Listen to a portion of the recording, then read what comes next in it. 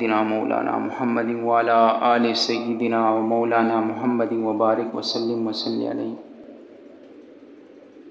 मेरे मोहतरम सामीन, जब हम इंसानी तारीख़ का मुताला करते हैं तो हमें साफ़ तौर पर नज़र आता है कि हुज़ूर सल्लल्लाहु अलैहि व आलिहि वसल्लम से लेकर आज तक और हुज़ूर सल्लल्लाहु अलैहि वसल्लम से लेकर हज़रत आदम अलैहिस्सलाम तक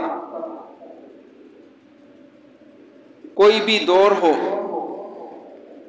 हर दौर में हक़ और बातिल की टक्कर रही है। हर दौर में हक़ और बातिल मुकाबिल रहे हैं। हक़ बेसरो सामानी के आलम में आया है और जबकि बातिल तकब्बुर, गुरूर, सरकशी, धोखा और ताकत लेकर मुकाबिल हुआ है। लेकिन जब हम तारीख़ के औराक़ को पलटते हैं तो हमें नज़र आता है कि बेसरो सामानी के आलम में होने के बावजूद अल्लाह ने हक़ को फतह दी है और बातिल को अल्लाह ने शिकस्त से हमकिनार फरमाया है। आप ज़रा अपने ज़हनों को 1400 साल की तारीख़ से पीछे ले जाएं तो आपको मालूम होगा कि अगर बातिल नमरूद के शक्ल में आया तो हक़ इब्राहीम के बेसरो सामानी के आलम में आया। अगर बातिल फ़िरऔन की शक्ल में आया तो हक़ मूसा अलैहिस्सलाम की शक्ल में आया। अगर बातिल बनी इसराइल के खूनख्वारों की शक्ल में आया तो हक़ ईसा अलैहिस्सलाम की शक्ल में आया। अगर बातिल कैसरो किसरा की शक्ल में आया तो हक़ मुहम्मदुर रसूलुल्लाह सल्लल्लाहु अलैहि व आलिहि वसल्लम की शक्ल में आया। अगर बातिल हज्जाज बिन यूसुफ की शक्ल में आया तो हक़ सईद बिन जुबैर की शक्ल में आया। अगर बातिल खलीफा मुअतसिम बिल्लाह की शक्ल में आया तो हक़ इमाम अबू हनीफा की शक्ल में आया। अगर बातिल खलीफा मंसूर की शक्ल में आया तो हक़ इमाम अहमद की शक्ल में आया। अगर बातिल निज़ामुल मलिक की शक्ल में आया तो हक़ इमाम इब्ने अबी तैमा की शक्ल में आया। अगर बातिल जलालुद्दीन अकबर की शक्ल में आया तो हक़ मुजद्दिद अल्फिसानी की शक्ल में आया। अगर बातिल फित्ना अमूदियत की शक्ल में आया तो हक़ इमाम शाह वलीउल्लाह मुहद्दिस देलवी की शक्ल में आया। अगर बातिल राजा रंजीत सिंह की शक्ल में आया तो हक़ इमाम शाह इस्माइल शहीद की शक्ल में आया। अगर बातिल अंग्रेज़ की शक्ल में आया तो हक़ इमाम शाह अब्दुल अजीज़ की शक्ल में आया। अगर बातिल किसी और शक्ल में आया, फितने की शक्ल में आया तो हक़ उलमाए देवबंद की शक्ल में आया। तो हर दौर में बातिल के मुकाबले में हक़ मौजूद रहा है। बातिल पूरे सादो सामान के साथ, तकब्बुर और गुरूर और इनानियत के साथ, इस्तिकबार शौकत के साथ, बातिल पूरी ताकत के साथ मौजूद था। लेकिन हक़ बावजूद ये कि बेसरो सामानी के आलम में है, हमेशा अल्लाह ने हक़ को फतह अता फरमाई। मेरे दोस्तों, हर दौर में हक़ और बातिल की टक्कर आई है। बरे सगीर में 200 साल से ज्यादा अंग्रेजों की हुकूमत रही।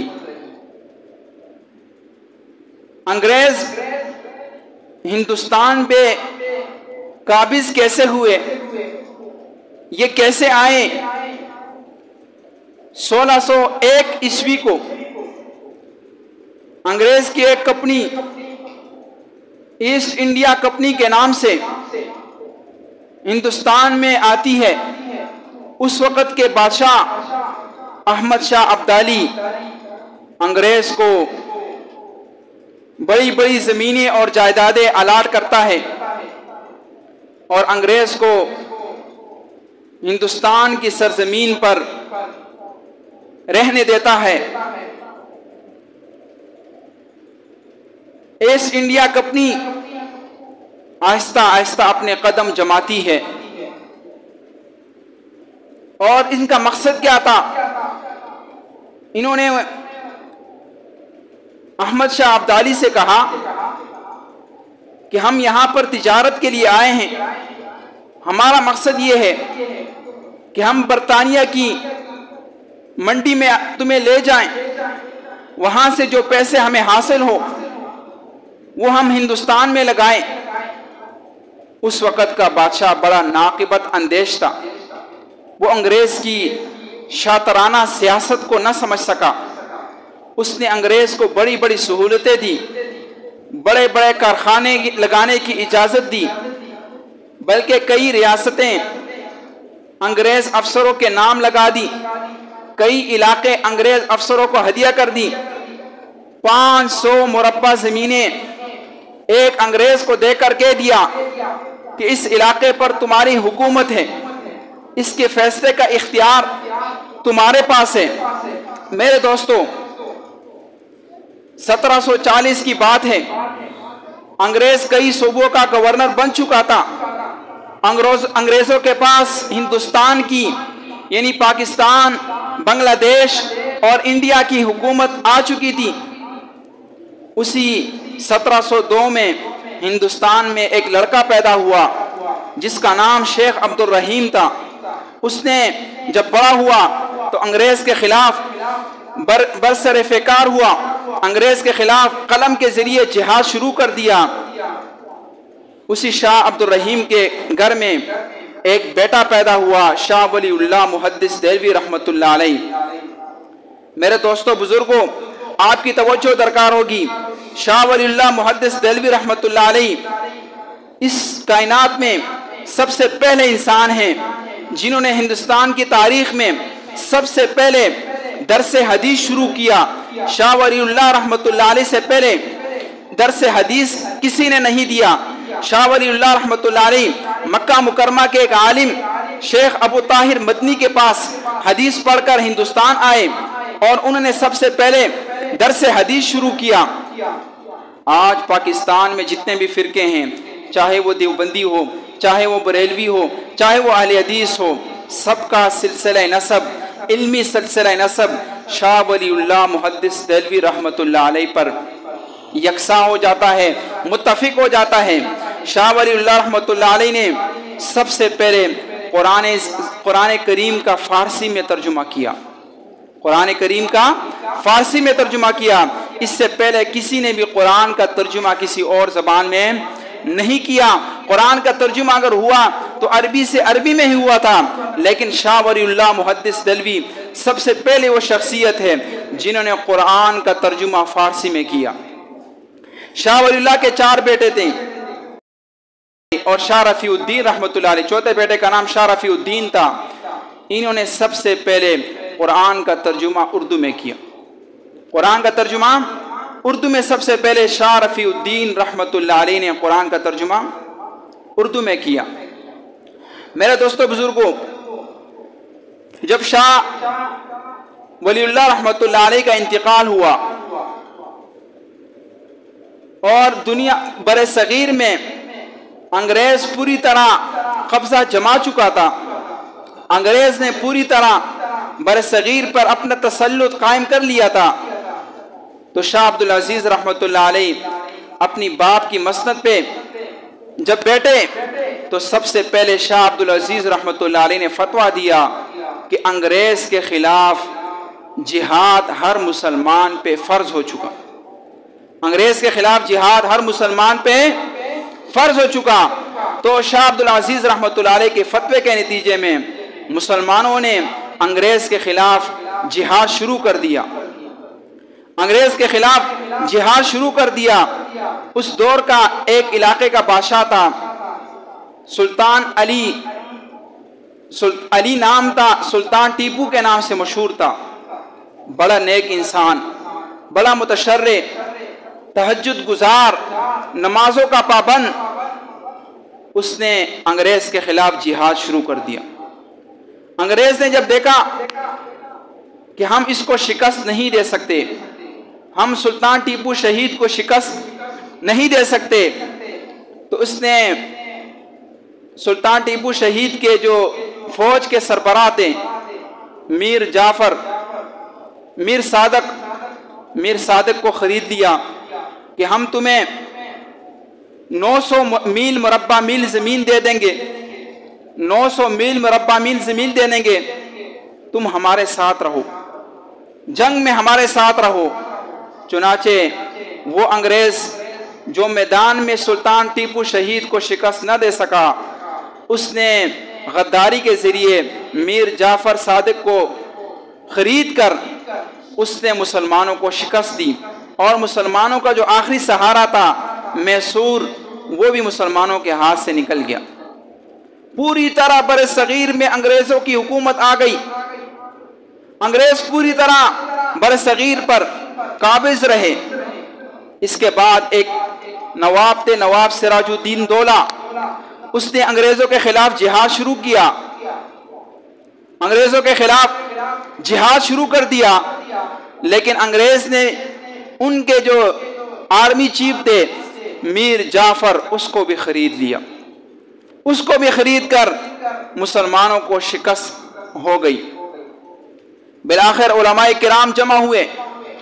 जब मीर जाफ़र भी शहीद, जब सिराजुद्दौला भी शहीद हो गए और पूरी तरह बर सगीर पे पाकिस्तान, इंडिया और बांग्लादेश में अंग्रेज़ों की हुकूमत आ गई, अंग्रेज़ों का तसल्लुत हो गया। पंजाब में एक शख्स था राजा रंजीत सिंह, उसकी हुकूमत आ गई और उसने पेशावर से लेकर पंजाब तक, लाहौर से लेकर पेशावर तक उसकी हुकूमत थी।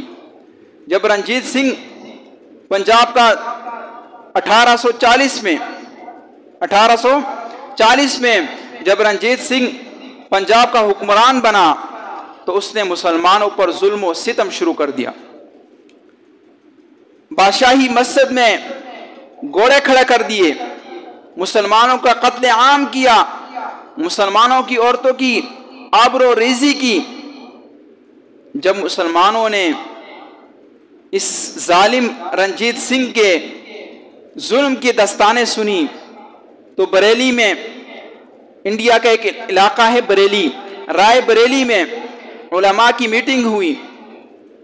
शाह वलीउल्लाह मुहद्दिस देलवी रहमतुल्लाह अलैह के पोते शाह इस्माइल शहीद रहमतुल्लाह अलैह, अल्लाहु अकबर कबीरा।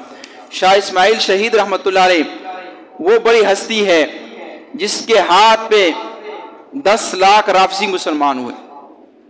10 लाख राफजी ने इसके हाथ पे कलमा पड़ा। और इनके जो पीर थे सैयद अहमद शहीद रहमतुल्लाह अलैह, जिन्होंने जिहाद की अंग्रेज़ों के खिलाफ और बालाकोट में शहीद हुए। बालाकोट के पहाड़ों में अब भी इनकी कब्रें मौजूद हैं। शाह इस्माइल शहीद रहमतुल्लाह अलैह और सैयद अहमद शहीद के हाथों पे 26 लाख सिक्कों ने कलमा पड़ा। 26 लाख सिक्कों ने कलमा पड़ा। तो सैयद अहमद शहीद और शाह इस्माइल शहीद रहमतुल्लाह अलैह ने ऐलान जिहाद कर दिया कि पंजाब में रंजीत सिंह के जुल्मों से मुसलमानों को निजात दिलानी है, मुसलमानों कमज़ोरों और बेबसों के मदद के लिए निकल पड़ो। सबसे पहले उन्होंने पेशावर पे हमला किया। पेशावर पे जब हमला किया, पहले ही हमले में पेशावर को फतह दे दी और मुसलमानों की हुकूमत पेशावर पे कायम हो गई। सुबह के वक़्त शाह इस्माइल शहीद रहमतुल्लाह अलैह ने ऐलान कर दिया कि आज के बाद शराब बंद, जुआ बंद, जिना बंद, हर किस्म की बेहयाई और करप्शन। पेशावर में मुसलमानों की हुकूमत कायम हो गई। पेशावर को फतह करने के बाद उन्होंने अकोड़ा खटक को फतह किया।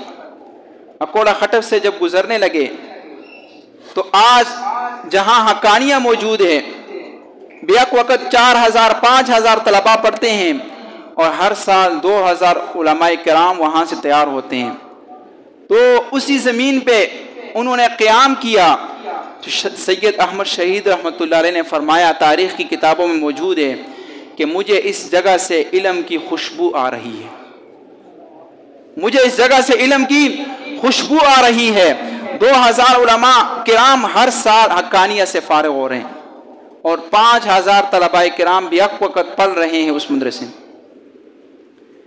अकानिया को, अकोड़ा खटक को फतह किया, चारसदा को फतह किया। इसको, इन इलाकों को फतह करते जाते थे, इस्लामी हुकूमत बनाते जाते थे, हत्ता के बालाकोट पहुंच गए। बालाकोट में जब रंजीत सिंह ने देखा कि मुसलमान तो इलाकों पे इलाके फतह करते जा रहे हैं, तो काफिरों की ये साजिश है कि जब वो जंग के मैदान में हार जाए, जब जंग के मैदान में वो हार जाए तो वो साजिशों के जरिए जीतने की कोशिश करते हैं, वो लोगों को खरीद कर जीतने की कोशिश करते हैं। तो फिर रंजीत सिंह ने कुछ मुसलमानों को खरीद लिया। जिस तरह अंग्रेजों ने सुल्तान टीपू शहीद के मुकाबले में मीर सादक को खरीद लिया था, जिस तरह अंग्रेजों ने नवाब सिराजुद्दीन के मुकाबले में मीर जाफर को खरीद लिया था, इसी तरह बालाकोट में जब मुसलमान महसूर हो गए, मुसलमानों के साथ धोखा किया गया, बिल आखिर जामे शहादत नोश किया और शाह इस्माइल शहीद रहमतुल्लाह अलैह और सैयद अहमद शहीद रहमतुल्लाह अलैह और उनके जानिसार की कब्रें अब भी बालाकोट की वादियों में मौजूद है, अब भी बालाकोट की वादियों में मौजूद है। जब शाह इस्माइल शहीद रहमतुल्लाह अलैह शहीद हो गए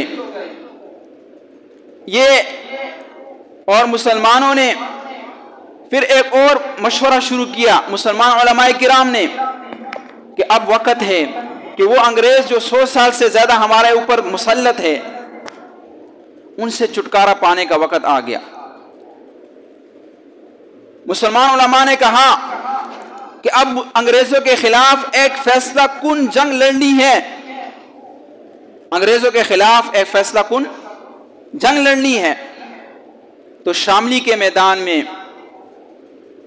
हजरत मौलाना कासिम नानोतवी रहमतुल्लाह अलैह उस वक़्त के मुसलमानों के सिपा सालार हाजी इमदादुल्लाह मुहाजिर मक्की रहमतुल्लाह अलैह और दीगर मुसलमान और बड़े बड़े उलमाए किराम, उन्होंने अंग्रेज़ों के ख़िलाफ़ शामली के मैदान में एक अजीम जंग लड़ी, लेकिन मुसलमानों को उसमें भी शिकस्त हुई।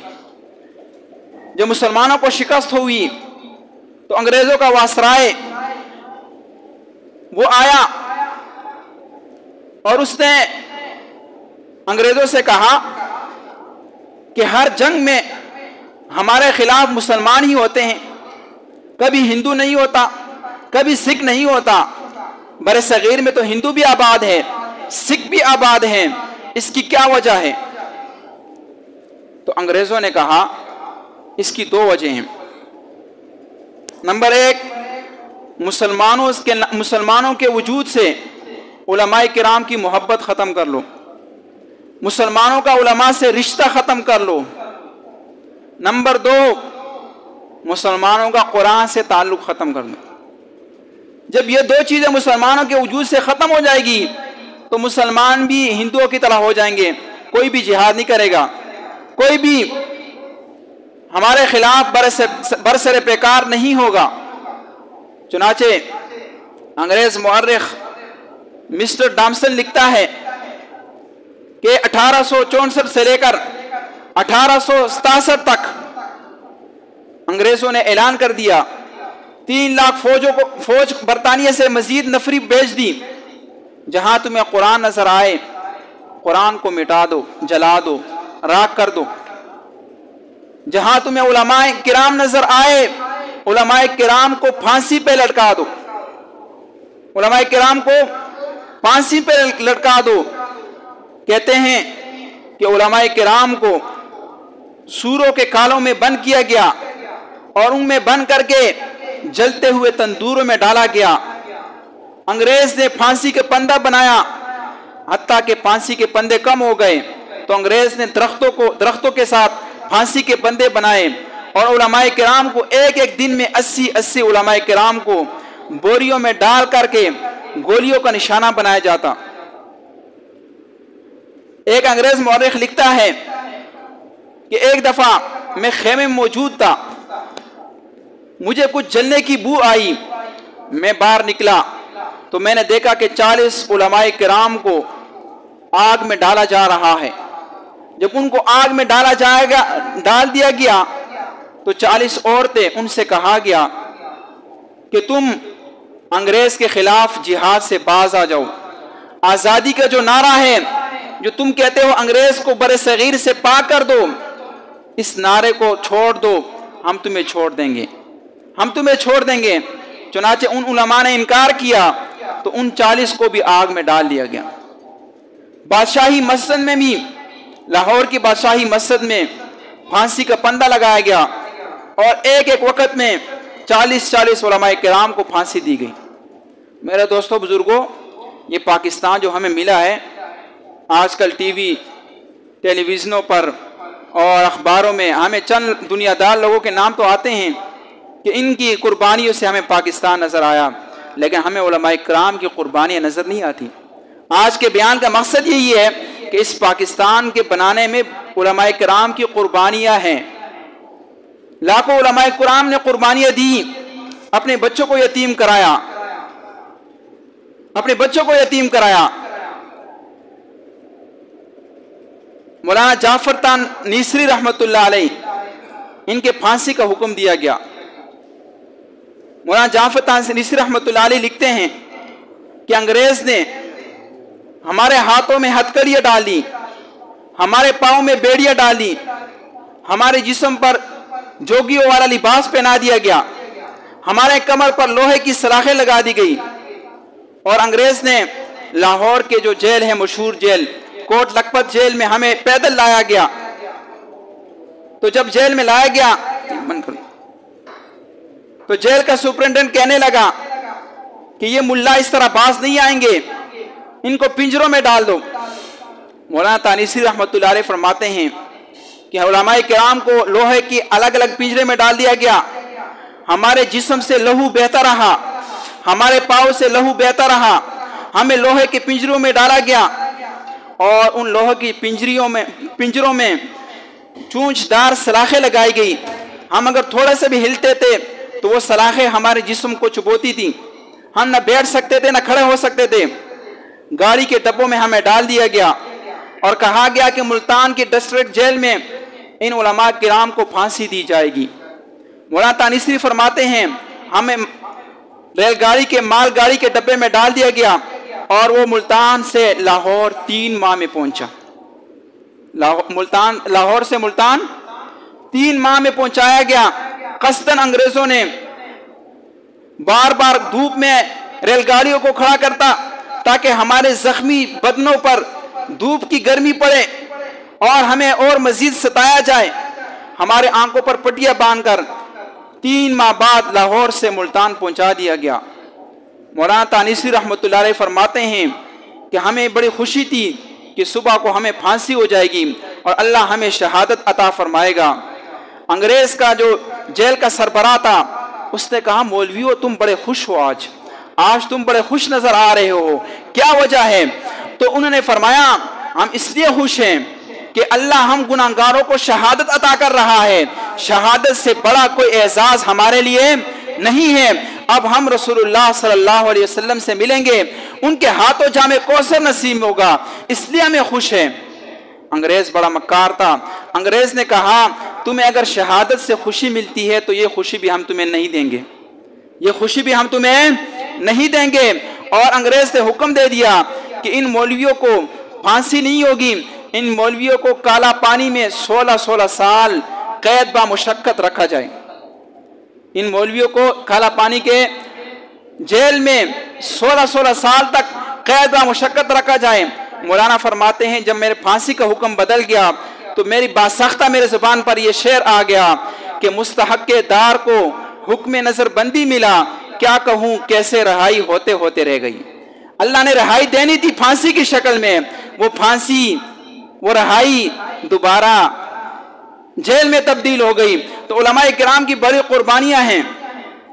इन उलमाए किराम ने अंग्रेजों के खिलाफ 200 साल तक, 3 सालों में 1863 से लेकर 1867 तक, इन 4 सालों में 18,000 उलमाए किराम को फांसी दी गई।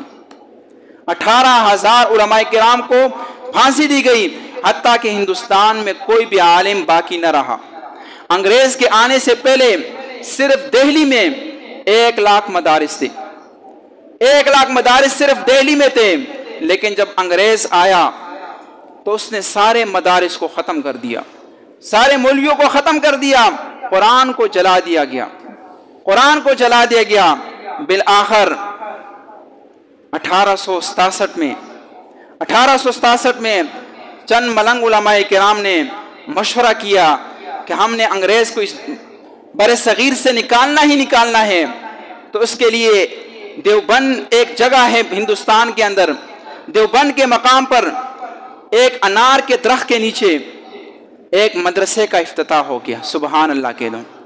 एक ही उस्ताद है मुल्ला महमूद, एक ही शागिर्द है, शागिर्द का नाम भी महमूद, उस्ताद का नाम भी महमूद।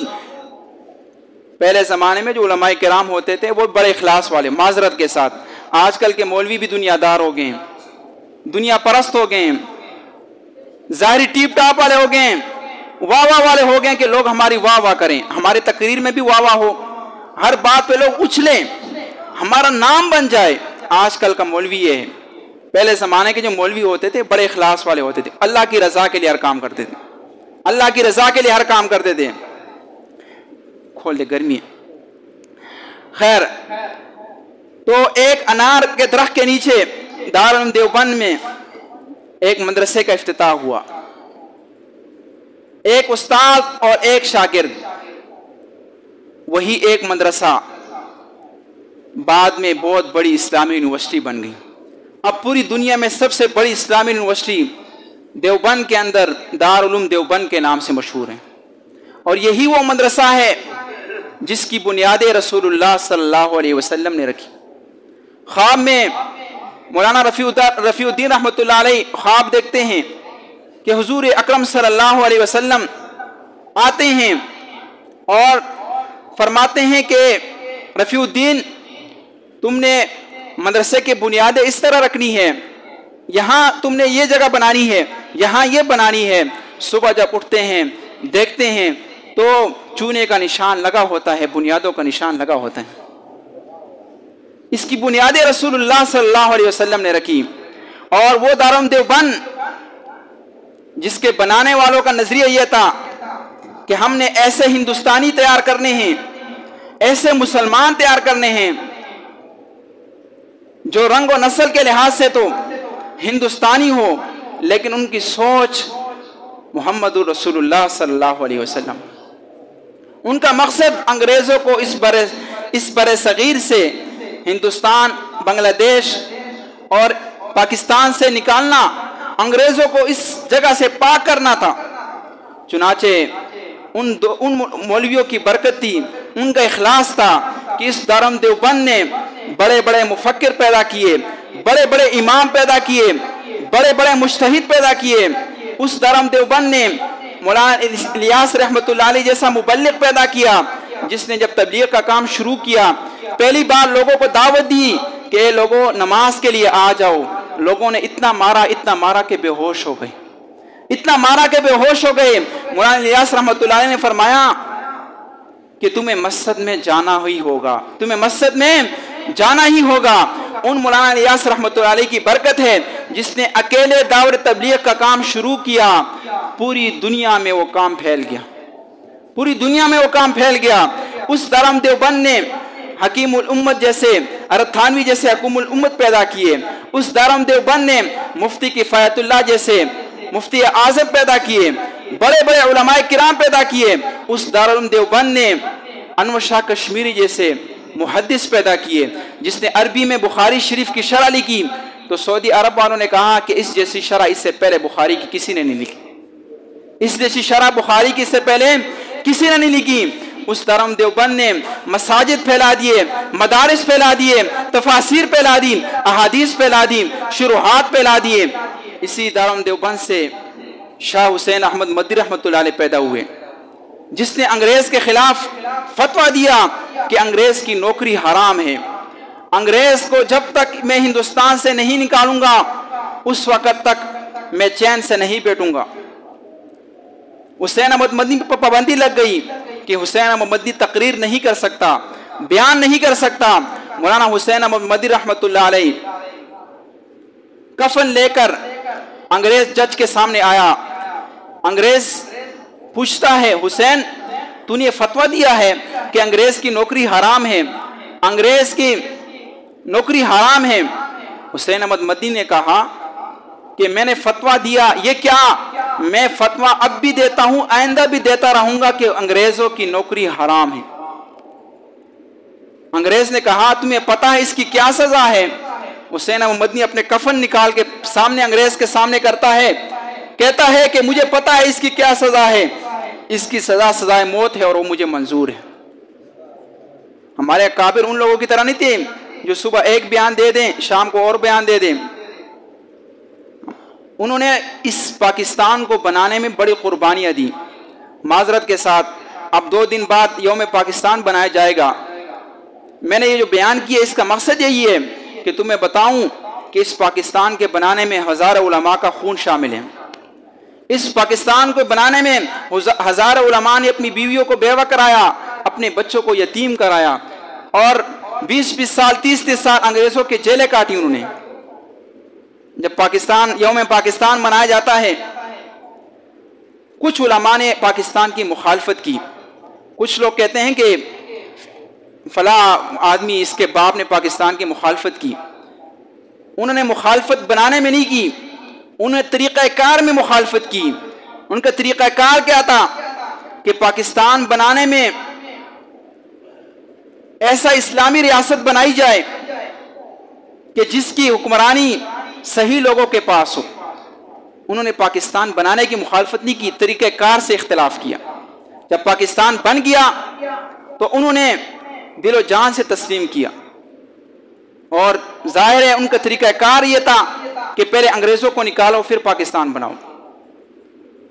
और जो लोग कहते हैं कि उलमाए किराम का पाकिस्तान में कोई किरदार नहीं है, ये वो लोग थे जिनके आबा व अजदाद अंग्रेज़ की वफादारी करते थे। और अब भी ऐसे लोग पाकिस्तान में मौजूद हैं जिनके आबा व अजदाद को अंग्रेज़ों ने बड़ी बड़ी ज़मीनें अलाट की थी।